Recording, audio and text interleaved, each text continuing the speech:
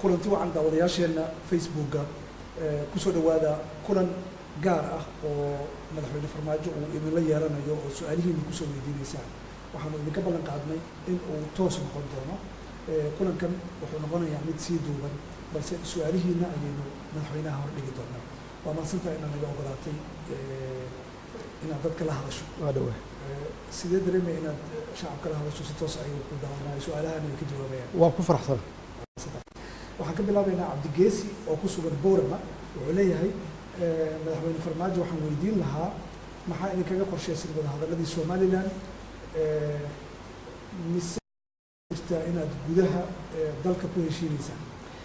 بسم الله الرحمن الرحيم عبد الجيسي وكما تسيني سؤال شيسا قيمة بدن إن الصومالي runtii waa isu baahan tahay waxaan dad walaah waxaan aaminsanahay inaan dib u bilaabayno ama dib u soo celinayno wada hadaladii labada maxaan ku raahdaa dhinac inaan si fiican inaan dib u soo celinayno annagoo runtii aaminsan inaan labada dhinacba aan naga tahay daacad in dadkeena aan mas'uulka ka nahay oo waalaha ah sidii aan mustaqbalkooda aan uga shaqeyn lahayn maxaa yeelay dalkan Soomaaliya waa dal runtii dadkiisu ay walaalo yihiin oo aan iswada leenahay oo waxba lagu kala duwanayn kala maqnaashaheenu waxay noo tahay runtii dib u dhac waa taas dhalinyaradu ay badda kulligood ay maaragtay nafta ka raadinayaan waxaan aaminsanahay haddii dalkaani uu isu yimaado oo dadka Soomaaliyeed oo waalaha ah ay maxaan ku raahdaa isu yimaadaan oo danahooda ka wada hadlaan oo u daneeyaan caruurtooda mustaqbalka iyo dadkooda u daneeyaan iyo waxaan aaminsanahay in meel dhexe la isugu imaan karo oo aan aaminsanahay keeni kara soo dhawaasho maxamed caalin oo jooga magaalada Banidhiig ee ka tirsan gobolka Togdheer wuu ku salaamayaa saddex su'aal uu ku weydiiyey mid ka mid ah soo qaadan doonaa wuxuu leeyahay waxaan ognahay kooxda shabaab inaad awood ku maquulin weydeen marka wada hadal ma ku dayday shabaab waxaan siinay cafis dhowr jeer waan ugu baaqnay inay hub ka dhigaan oo ay ka tagaan runtii waxa ay ku dhex jiraan oo xasuuqa iyo dhibaatada ay dhibaateynayaan ummadooda ay ka tanaasulaan waana wadeennaa sidii aan ula hadli lahayn sidaan u soo celin lahayn maxaa yeelay waxaan aaminsanahay inay wiilasheena yihiin oo la khalday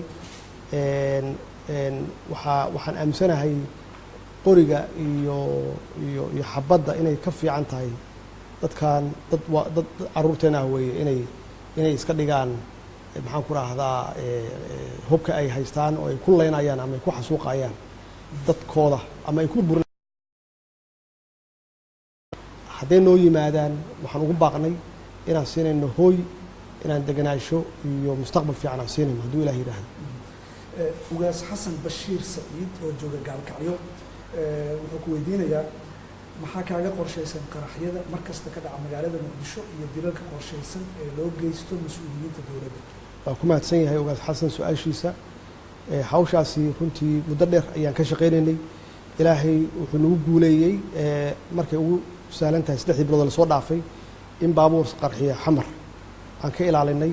waxaan rajaynaynaa inaan sii adkeenno amniga dadkeena inaan sii adkeenno iyo magaalada Muqdisho annagoo kaashanayna ciidamada qalabka sida iyo guud ahaan shacabka Soomaaliyeed wada shaqeyntooda Cabdisalaam Xuseen magaalada Muqdisho jooga wuxuu ku weydiinayaa mudane madaxweyne maxaa kaaga qorshaysan kala qaybsanaanta magaalada Muqdisho iyada oo dawladdu ay ka taliso laga bilaabo wadada wadnaha ilaa ex control balcad bulshada ku nool ma haystaan wax adeeg dawladeed ah xitaa amni fiican gudoomiyaasha degmooyinka goobahaas maxaad u sheegi lahayd waxaan leeyahay dawladdan hadda waxay jirtaa hal sano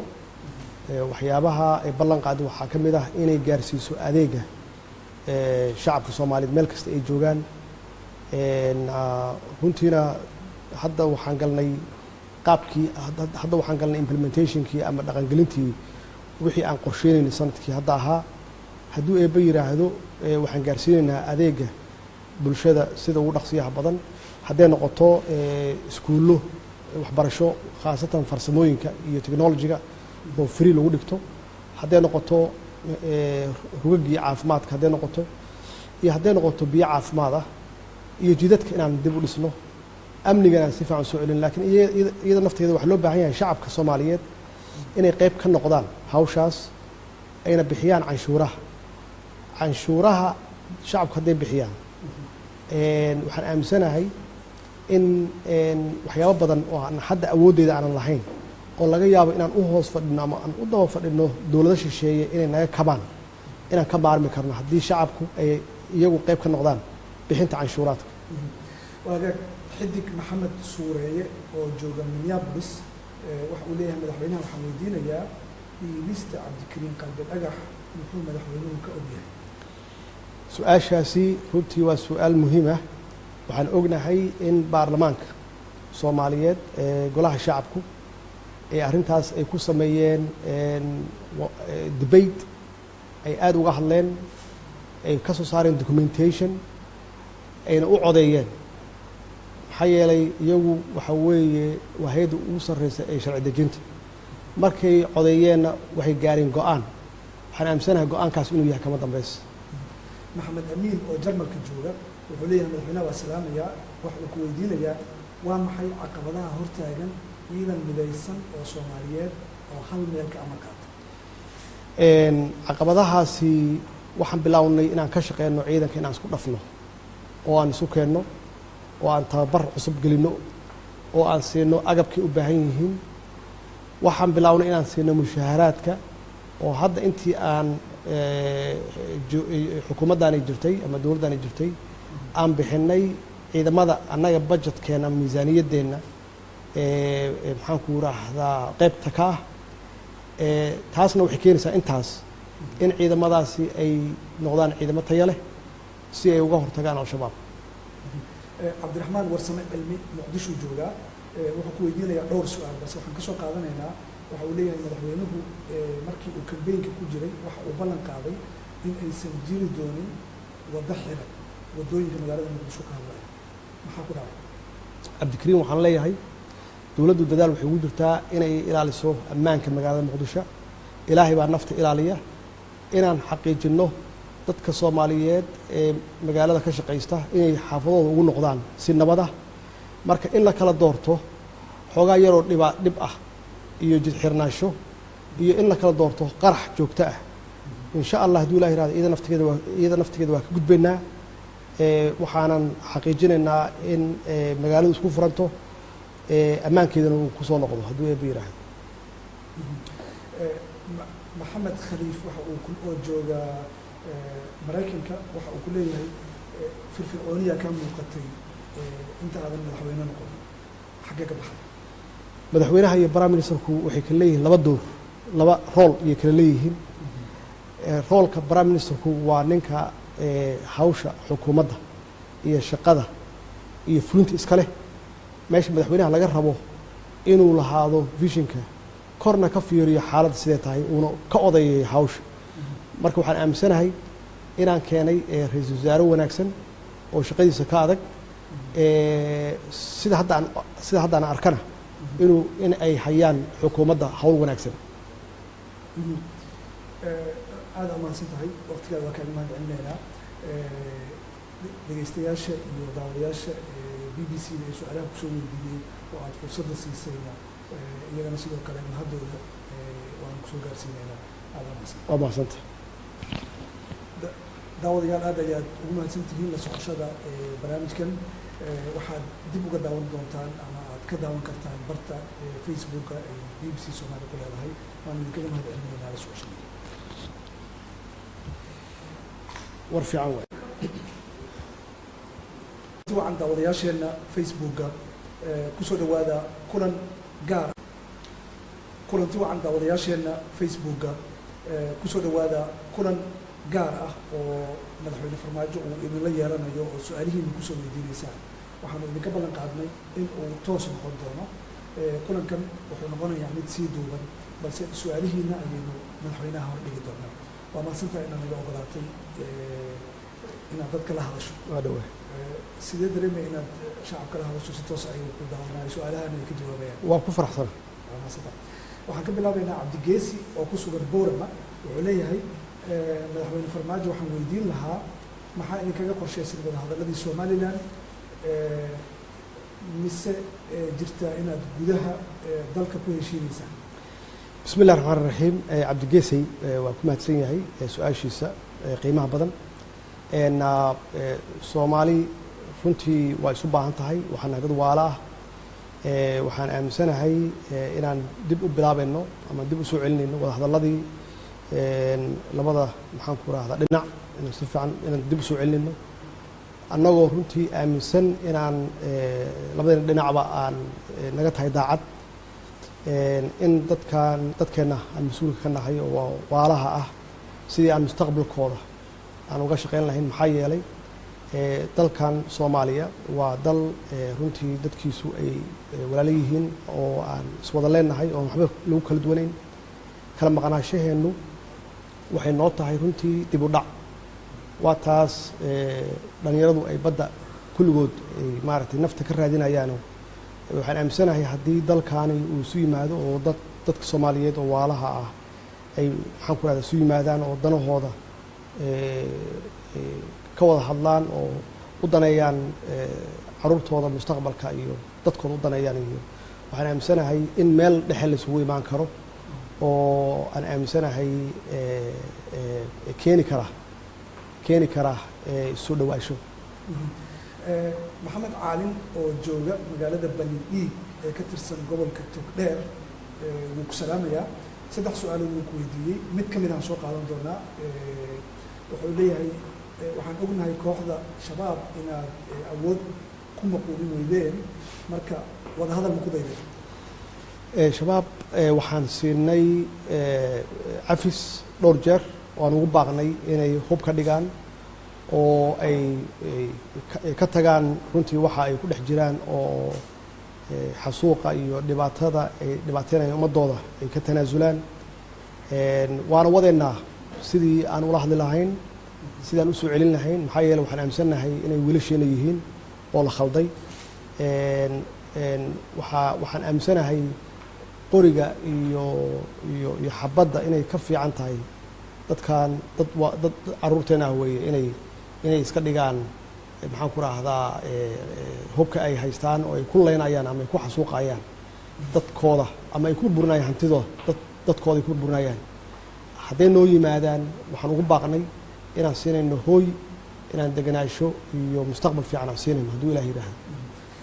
ugaas xasan bashiir saciid oo jooga gaalkacyo wuxuu ku weydiinayaa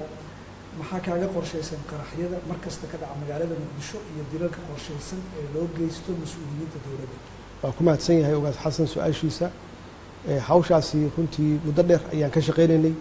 ilaahay wuxuu nagu guuleeyey markay ugu sahlan tahay 3 bilood lasoo dhaafay in baabuur qarxiya xamar aan ka ilaalinay waxaan rajaynaynaa inaan sii adkeenno amniga dadkeenna inaan sii adkeenno iyo magaalada muqdisho annagoo kaashanayna ciidamada qalabka sida iyo guud ahaan shacabka soomaaliyeed wada shaqayntooda cabdisalaam xuseen magaalada muqdisho joogaa wuxuu ku weydiinayaa mudana madaxweyne maxaa kaaga qorshaysan kala qaybsanaanta magaalada muqdisho iyada oo dowladdu uun ay ka taliso laga bilaabo wadada wadnaha ilaa ex control balcad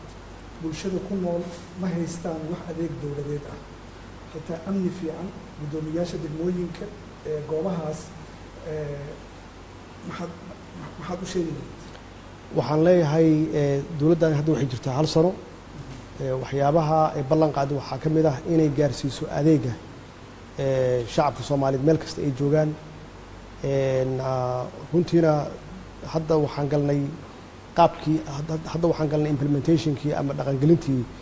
wixii aan qorsheynaynay sanadkii hadda ahaa hadduu eebba yidhaahdo waxaan gaarsiinaynaa adeega bulshada sida ugu dhaqsiyaha badan hadday noqoto iskuullo waxbarasho khaasatan farsamooyinka iyo technology-ga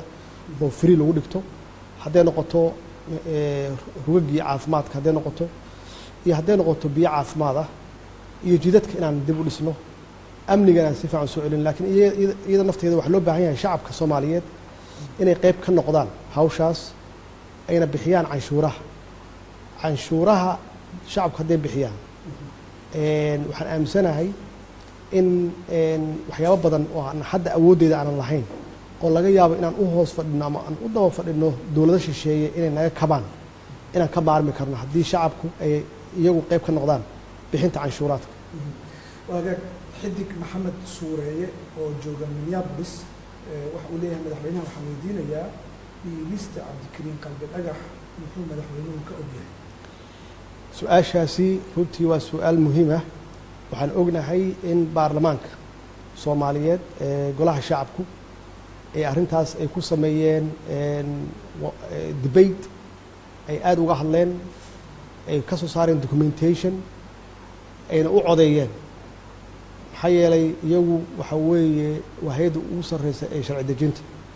markay codeeyeenna waxay gaareen go-aan waxaan aaminsanahay go-aankaas inuu yahay kama dambaysa. maxamed amiin oo jarmalka jooga wuxuu leeyahay madaxweynaha waa salaamayaa wax uu ku weydiinayaa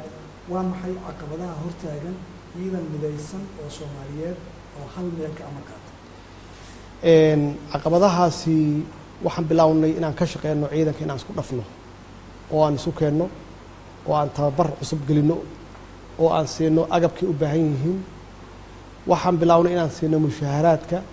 oo hadda intii aan xukuumaddaanay jirtay ama dowladdaanay jirtay aan bixinay ciidamada annaga budgetkeenna miisaaniyaddeenna maxaan ku raahdaa qaybta ka ah taasna waxay keenaysaa intaas in ciidamadaasi ay noqdaan ciidamo tayo leh si ay uga hortagaan al-shabaab. cabdiraxmaan warsame cilmi muqdishuu joogaa wuxuu ku weydiinayaa dhowr su-aal balse waxaan ka soo qaadanaynaa waxa uu leeyahay madaxweynuhu markii uu kambeynka ku jiray waxa uu ballan qaaday in aysan jiri doonin waddo xiran waddooyinka magaalada muqdisho ka hadlaya maxaa ku dhacay? cabdikariin waxaan leeyahay dowladdu dadaal waxay ugu jirtaa inay ilaaliso ammaanka magaalada muqdisho. ilaahay baa nafta ilaaliya. inaan xaqiijinno dadka soomaaliyeed ee magaalada ka shaqaysta inay xaafadooda ugu noqdaan si nabad ah. marka in la kala doorto xoogaa yaroo dhib ah iyo jidxirnaansho iyo in la kala doorto qarax joogto ah insha allah hadduu ilaah yihahdo iyada naftigeeda waa ka gudbaynaa. waxaanan xaqiijinaynaa in magaaladu isku furanto ammaankeedana uu kusoo noqdo hadduu eeba yidhaahdo. maxamed khaliif waxa uu oo jooga maraykanka waxa uu ku leeyahay firfircooniya ka muuqatay inta aadan madaxweyne noqon xaggee ka baxday? madaxweynaha iyo prime ministerku waxay kala leeyihiin laba rool ayay kala leeyihiin. roolka prime ministerku waa ninka hawsha xukuumadda iyo shaqada iyo fulinta iska leh. meesha madaxweynaha laga rabo inuu lahaado visionka korna ka fiiriyo xaaladda sidee tahay uuna ka odayeeyo hawsha. marka waxaan aaminsanahay inaan keenay ra-iisul wasaare wanaagsan oo shaqadiisa ka adag sida haddaan arkana in ay hayaan xukuumadda hawl wanaagsan. aada umahadsan tahay waqtigaada waa kaaga mahad celinaynaa. dhegeystayaasha iyo daawadayaasha b b c da ee su-aalaha kusoo weydiiyey oo aada fursadda siisayna iyagana sidoo kale mahadooda waan kusoo gaarsiinaynaa. aada umahadsan. waa mahadsanta. daawadayaal aad ayaad ugu mahadsan tihiin la socoshada barnaamijkan. waxaad dib uga daawan doontaan ama aad ka daawan kartaan barta facebooka ay b b c soomaaliya ku leedahay. waan idinkaga mahad celinaynaa la socoshada. war fiican waay.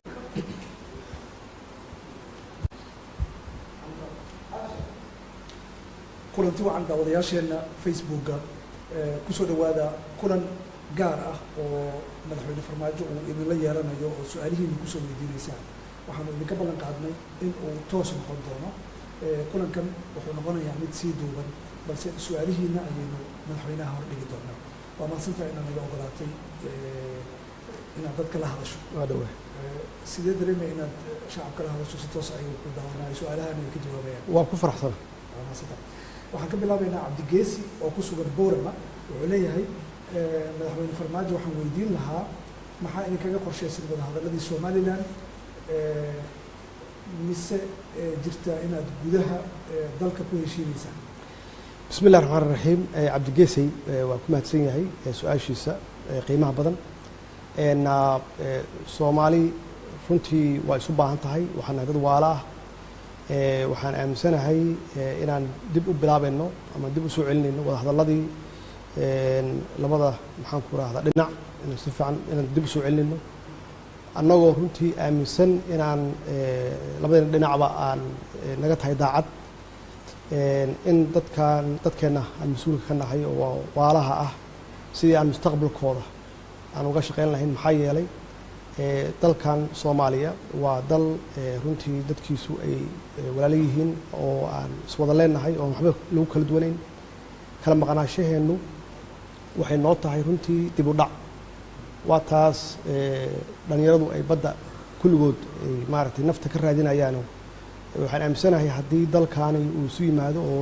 dadka Soomaaliyeed oo waalaha ah ay maxaan ku raahdaa isu yimaadaan oo danahooda ka wada hadlaan oo u daneeyaan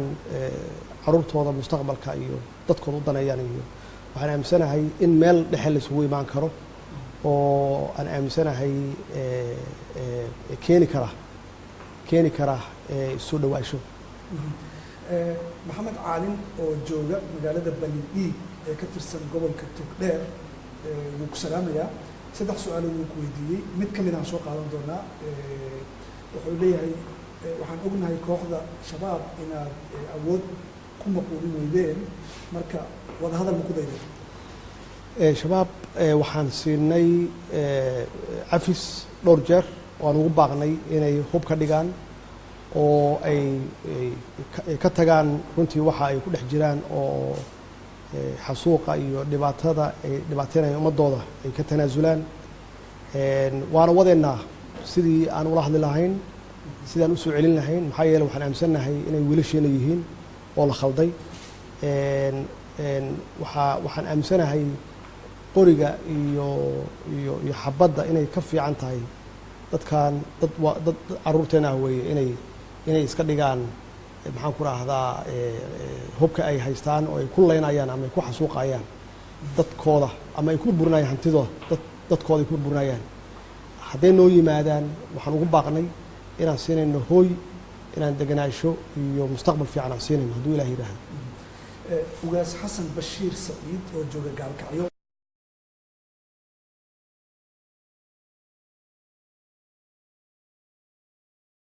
loo geysto mas-uuliyiinta dowladda waa ku mahadsan yahay ugaas xasan su-aashiisa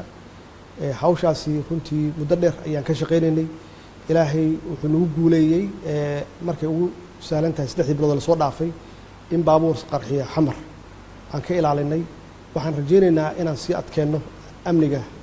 dadkeena inaan sii adkeenno iyo magaalada Muqdisho annagoo kaashanayna ciidamada qalabka sida iyo guud ahaan shacabka Soomaaliyeed wada shaqayntooda cabdisalaam xuseen magaalada Muqdisho jooga wuxuu ku weydiinayaa mudane madaxweyne maxaa kaaga qorshaysan kala qaybsanaanta magaalada Muqdisho iyada oo dawladdu ay ka taliso laga bilaabo wadada wadnaha ilaa ex control balcad bulshada ku nool ma haystaan wax adeeg dawladeed ah xitaa amni fiican gudoomiyaasha degmooyinka goobahaas maxaad u sheegi lahayd waxaan leeyahay dawladdan hadda waxay jirtaa 1 sano waxyaabaha ay ballan qaaday waxaa ka mid ah inay gaarsiiso adeega shacabka Soomaaliyeed meel kasta ay joogaan runtiina hadda waxaan galnay qaabkii hadda waxaan galnay implementationkii ama dhaqangelintii wixii aan qorsheynaynay sanadkii hadda ahaa hadduu eebba yiraahdo waxaan gaarsiinaynaa adeega bulshada sida ugu dhaqsiyaha badan hadday noqoto iskuullo waxbarasho khaasatan farsamooyinka iyo technology-ga oo free lagu dhigto hadday noqoto rugagii caafimaadka hadday noqoto iyo hadday noqoto biyo caafimaad ah iyo jidadka inaan dib u dhisno amnigana si fiican soo celin laakiin iyada nafteeda waxa loo baahan yahay shacabka Soomaaliyeed inay qayb ka noqdaan hawshaas ayna bixiyaan canshuuraha shacabka hadday bixiyaan waxaan aaminsanahay in waxyaabo badan oo aan hadda awooddeeda aanan lahayn oo laga yaabo inaan u hoos fadhino ama aan u daba fadhino dawlado shisheeye inay naga kabaan